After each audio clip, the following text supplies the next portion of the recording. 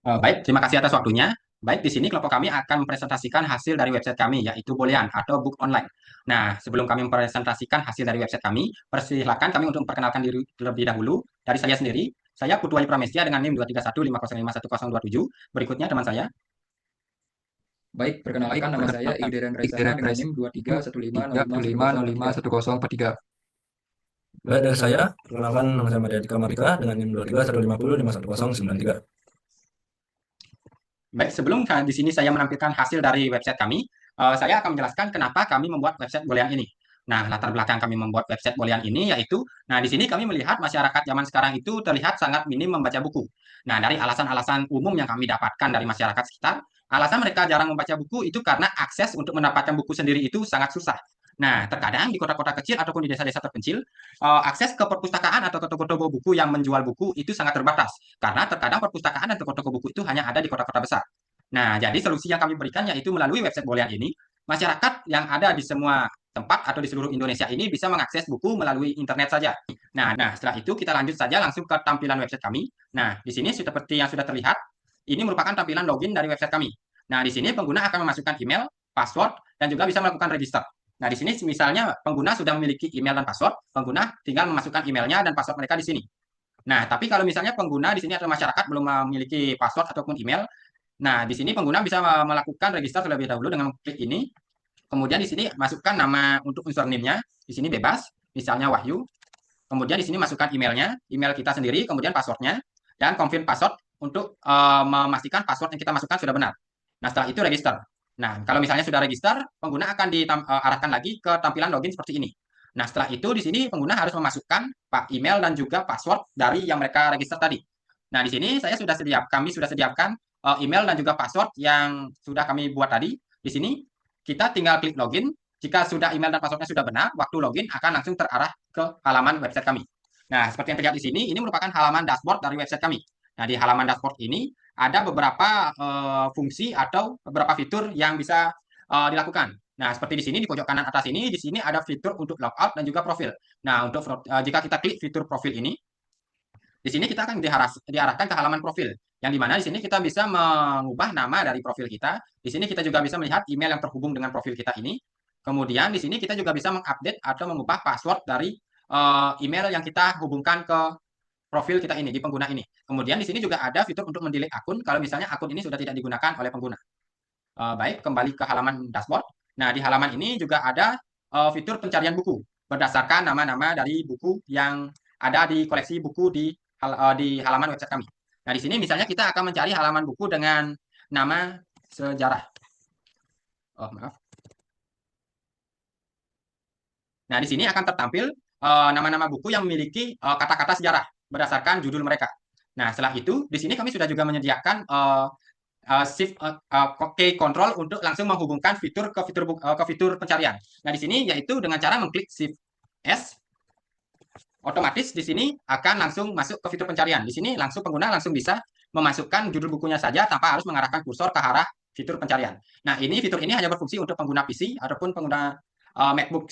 Kemudian di sini ada ditampilkan juga beberapa hal seperti rekomendasi buku yang direkomendasikan untuk pengguna-pengguna baru dan juga buku-buku terbaru untuk melihat apa saja buku-buku yang baru diupload di website kami. Nah, itu merupakan fungsi-fungsi atau fitur-fitur yang ada di halaman dashboard untuk. Nah, di bagian kategori ini ada beberapa fitur. Yang pertama di sebelah kiri buat kami ada fitur kategori, yaitu untuk mengkategorikan buku sesuai dengan kategori yang kita pilih. Misalnya sini saya memilih sejarah.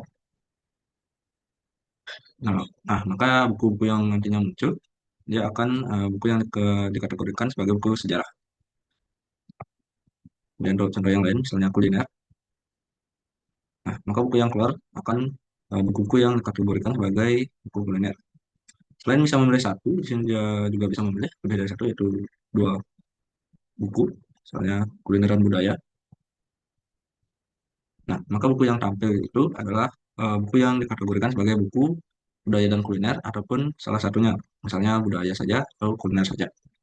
Dan itu, jika kita melihat buku dengan klik tombol ini, maka tampilannya akan seperti ini, yang berisi judul, autor atau penulis, kategori, serta deskripsi ringkasnya. Selain sinopsis dan judul penulis atau kategori tadi. Saya juga ada beberapa pilihan, yaitu membaca atau baca untuk user bisa membacanya. Kemudian ada tambahkan ke red list, untuk tambahkan ke list bacaannya. Kemudian ada kembali. Untuk bacaannya kurang lebih nantinya akan seperti ini. Dia akan menampilkan buku dari web kami yang bisa dibaca oleh user atau pengguna. Kemudian red list ini yang saya katakan tadi untuk menambahkan list buku ke dalam list bacaan user. Dan sini ada tombol kembali. Nah, untuk halaman library ini, di sini ada dua fitur, yaitu read list dan history. Untuk fitur read list, di sini akan menampilkan data buku yang sudah ditambahkan ke read list oleh user. Nah, ketika kita klik, ini akan ke halaman bukunya, dan read list itu akan tampilkan dari tambah ke read list. Kita kembali, dan untuk fiturnya di sini ada hapus semua, itu akan menghapus semua read list yang telah ditambahkan oleh user. Dan di sini juga bisa menghapus satu-satu dari daftarnya. Selain itu bisa diurutkan juga dari terbaru maupun yang terlama. Kemudian kita kembali dan untuk fitur yang kedua yaitu history. Nah, di sini akan tampilkan data buku yang telah dibaca oleh user. Di sini akan tampilkan cover, judul, halaman terakhir yang dibaca, dan kapan terakhir dibuka oleh user. Ketika kita klik, maka akan diarahkan langsung ke halaman terakhir yang dibaca oleh user. Kemudian untuk fiturnya ada hapus history, dan kita bisa memilih satu persatu atau hapus semua. Dan untuk ini bisa kita urutkan melalui terbaru maupun yang terlama. Nah, setelah kita kembali ke halaman login, kita di sini harus memasukkan akun adminnya. Nah, di sini ini merupakan contoh akun admin yang sudah kami buat. Nah, di halaman admin ini sendiri ada beberapa fitur, yaitu fitur untuk mengelola buku dan juga mengelola rekomendasi untuk ditampilkan di halaman dashboard pengguna. Nah, jika kita klik kelola buku ini, tampilannya akan seperti ini. Nah, di sini ada fitur untuk tambahkan buku, ada juga untuk edit buku yang sudah ada di database yang ditampilkan di halaman pengguna. Kemudian juga ada fungsi untuk hapus buku.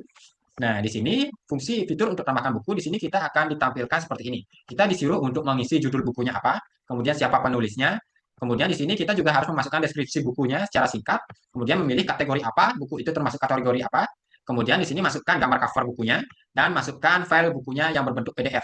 Nah, kemudian di sini kita simpan.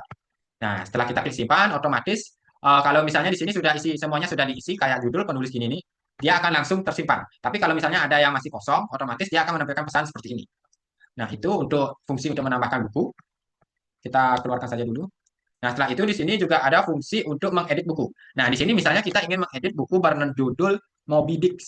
Nah, di sini kita kalau klik edit, dia akan tertampil seperti ini. Sama seperti halaman waktu tambah buku. Nah, tapi di sini bedanya untuk semua kayak judul, penulis, dan deskripsinya itu sudah ada isinya. Nah, di sini kita tinggal untuk mengedit atau di sini kita hapus dan ubah namanya, misalnya di sini judulnya Moby Dick, jadi Moby saja. Nah, di sini misalnya seperti itu. Penulisnya kita biarkan sama saja dan deskripsinya biarkan sama saja. Nah, kalau kita misalnya sudah selesai untuk mengedit, kita di sini tinggal perbarui saja.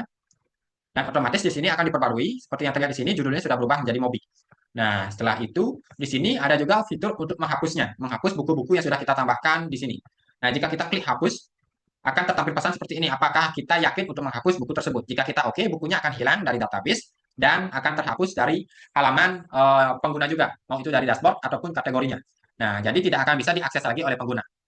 Jadi seperti itu untuk fitur kelola buku di halaman admin. Baik, kita lanjut lagi ke fitur kelola rekomendasi. Baik, kita kembali ke dashboard. Nah, di sini di dashboard ada juga rekomendasi buku atau fitur untuk mengelola rekomendasi. Nah, di sini kalau kita klik, kita akan diarahkan langsung ke halaman rekomendasi yang ada di sebelah sini. Nah, di sini kita halaman ini berfungsi untuk menambahkan atau menghapus buku-buku yang direkomendasikan oleh admin ke pengguna atau ke user.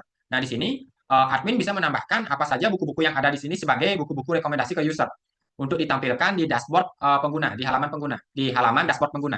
Nah, di sini admin juga bisa menghapus beberapa buku yang sudah mungkin tidak layak sebagai rekomendasi untuk user dan juga menambahkan buku-buku baru yang mungkin cocok jadikan rekomendasi untuk user. Nah, fungsi untuk kelola rekomendasi hanya itu saja. Mungkin di halaman admin hanya ada dua fitur itu saja. Jadi secara garis kerasnya di sini halaman admin itu berfungsi untuk menambah buku, menghapus buku, dan juga mengedit buku dan juga mengelola rekomendasi untuk pengguna di halaman dashboard. Nah, Baik, Terima kasih atas waktunya. Jadi di sini saya akan melanjutkan penjelasan untuk code yang ada di dalam web kami, yang ada di app, yaitu code controller. Nah, fungsi dari controller ini yaitu untuk sebagai penghubung antara file yang ada di model ini, yang nantinya akan dibawa atau ditampilkan ke web kami. Nah, untuk code-nya sini contohnya ada control book, itu untuk code dari book yang ada di model. Untuk code-nya kurang lebih seperti ini.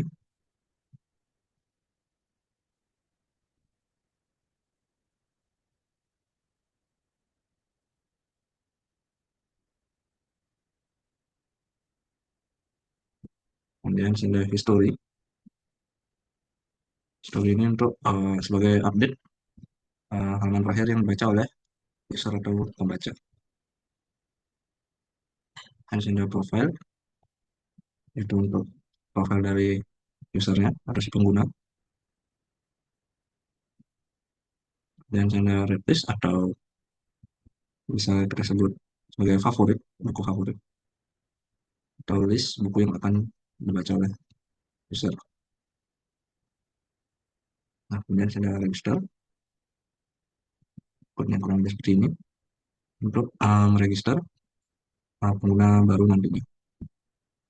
Dan sini ada source, ini kodenya kurang lebih seperti ini untuk mencari buku yang diinginkan user. Kemudian sini untuk user dashboard, sebagai dashboard dari tampilan user. Selanjutnya saya akan menjelaskan file yang ada di models. Nah, fungsi dari models ini yaitu untuk representasi data atau database yang ada di MySQL yang nantinya akan ditampilkan ke web kami. Untuk code yang ada di buku kurang lebih seperti ini, berisi judul, uh, author atau penulis, serta deskripsi dan lain-lainnya. Ini untuk yang kategori bukunya nanti, story kurang lebih seperti ini, dan di replace kurang lebih seperti ini, dan di recommendation rekomendasi, dan di user kemudian dia seperti ini. Nah, di sini di code resource ini sendiri, kita yang pentingnya itu di folder yang view di sini. Nah, di folder view ini berfungsi untuk menyimpan code-code untuk tampilan dari halaman website kita. Oh, itu dari halaman admin, halaman dashboard, halaman kategori, ataupun halaman yang lainnya. Nah, di sini seperti yang terlihat, ada folder-folder lain. Di sini ada folder admin, tempat di mana code untuk tampilan adminnya, halaman adminnya disimpan. Kemudian di sini juga ada folder history untuk halaman tampilan halaman historinya. Kemudian di sini juga ada red list untuk halaman red listnya. Nah, di sini di bawah ini juga ada untuk code-code untuk tampilan beberapa halaman seperti dashboard, library, dan juga search atau halaman kategori. Nah, itu merupakan fungsi utama dari code di resource. Untuk code selanjutnya akan dibahas oleh teman saya.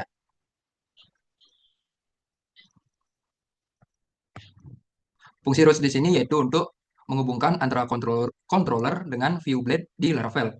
Nah, untuk root get slash ini akan mengarahkan langsung ke login setelah membuka Laravelnya. Kemudian untuk middleware out, di sini akan mengautentikasi apakah user atau admin. Jika user akan dialihkan ke dashboard user. Kemudian untuk root profil ini akan dialihkan ke profil. Kemudian untuk controller, book controller, di sini akan menampilkan fungsi show, add list, read, lab search dengan root seperti ini. Kemudian untuk search controllernya akan root seperti ini.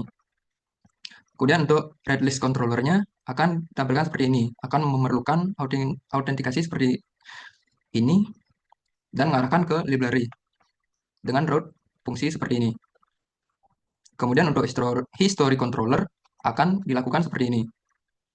Dengan root get index, store, read, book delete, dan clear all.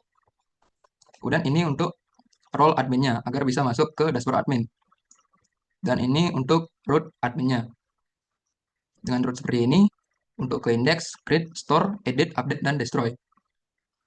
Kemudian untuk recommendation controllernya akan dilakukan seperti ini. Dengan root get, post, dan delete, dengan fungsi index, store, dan destroy. Baik, karena penjelasan tentang code root sudah selesai, ini menjadi penutup untuk presentasi kami. Nah, jikalau ada kesalahan kata, kami mohon maaf, kami ucapkan terima kasih.